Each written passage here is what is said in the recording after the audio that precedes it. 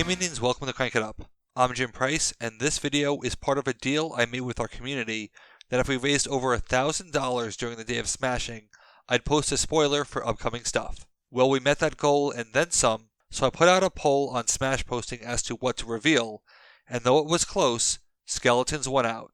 With both the mermaids and the skeletons, I find their Power 2 recruits to be particularly interesting in that they drive a lot of what these factions are trying to do, and I think once players see the returned one, they will get excited because burying is back. The returned one can bury itself on its current base when it is played.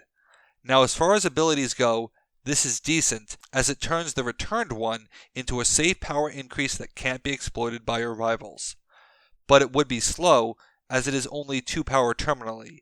However, it's not the entire ability because when the returned one is uncovered, you can uncover another of your buried cards there. If you only had the second ability and not the first, the returned one would still be good as it creates that chain reaction payoff you want, and you just need support cards to bury it. However, it has both abilities, turning it into a great card, one of the better recruits in recent memory, and one that perfectly leans into the faction strategy overall. But what can the returned one do for others? Because of its unique ability to take it out of play and not consume your free uncovering by itself, it's rare that you wouldn't want to bury it. Now, it's worth noting that buried cards are not immediately reburied because otherwise this card could loop with copies of itself potentially. But looking beyond the payoff turn, you will see what this card does is allow you to play it twice, since uncovering a card counts as playing it normally.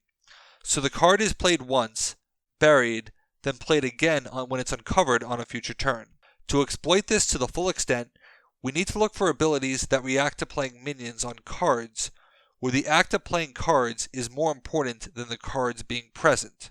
For example, Arnim Zola doesn't care about when the minions were played, and there is still great synergy there, which we will come back to. Maria Hill does care about being played there, but the power doesn't really matter on the first turn. But consider a card like Lunch Run.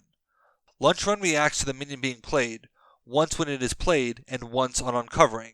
Every returned one creates 2 cards instead of 1 per Lunch Run, a double feature, and it also solves a key drawback with cards like Lunch Run in that the more you use them now, the less likely you can use them in the future.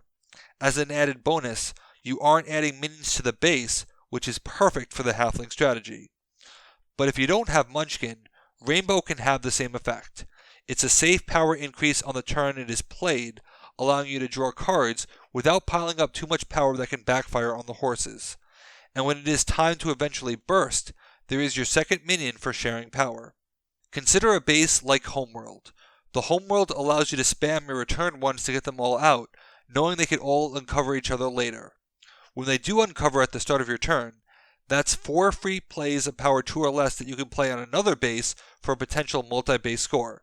With another faction using burying, the idea of mobile buried cards will get even more interesting because now you have a reason to spread bury. Cab over Pete can move buried return ones to another base where it can start a chain reaction of uncovering the other buried cards there.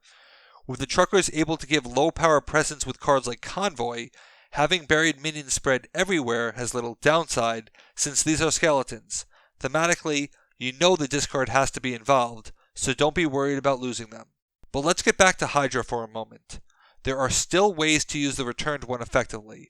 Red Skull is a great card draw engine for Hydra, but unless it coincides with being terminal, you are committing multiple resources and adding more power. However, Red Skull can destroy a Hydra agent for 2 cards, playing 2 returned ones for extra plays, burying them both, and having a great setup for an eventual Arnim Zola play.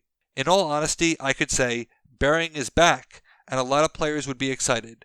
But this card shows that burying has a lot of design space left because of the chain uncovering. Even in isolation from the rest of the faction, you can see how it starts to create intrigue based on the relative freeness of its play and the lack of downside to burying it. What do you think of the returned one? Are you excited burying is back? And what did you think the skeletons were going to do? Let me know your thoughts in the comments. Thanks for watching. Be sure to like and subscribe. Let's shut it down.